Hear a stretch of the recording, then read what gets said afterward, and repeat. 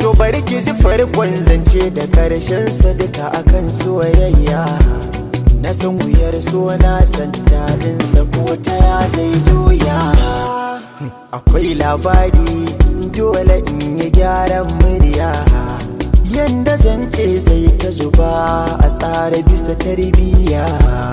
Yau da gobe gonar ilahu cewa ya santa gaba daya.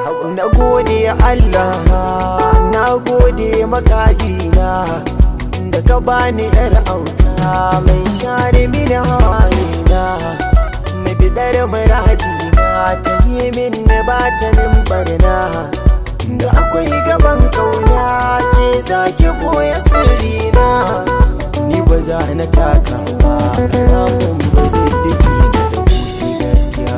Kin ji kanwata kaunar gina cikin raina, kuma ba za na daina ba har abada da ke mu zamo jini daya.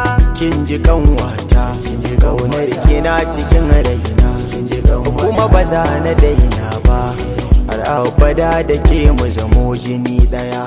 Na tuna da ke a koda yaushe sai in ji sanyi, kafin ki ce in aikata a kome ne na yi. Kada ki zaton wai lokaci zai zo na yi sauyi, na san ki bara. Idan da so akwai daɗi, to kauna za ta dara haka. Ki kyautata na yo kauɗi, to yarda za ta wuce ka. Ki ce dukan mafarkai na ni za na so ki wuce ka. Abin da zuciya ta riko, to karbi sai mu haskaka. Abin da zaki min niwa, ki bani zuciya duka. Na baki tawa nima duk, to je ki a adana daka. Kin shigo ta komai na, babu ke zan wahala yan mata.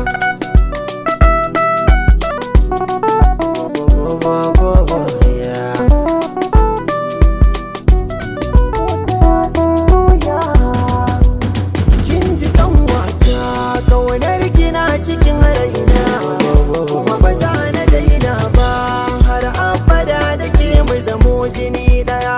Kin ji kanwata kaunar gina cikin raina, kuma ba za na daina ba har abada da ke mu zamo jini daya.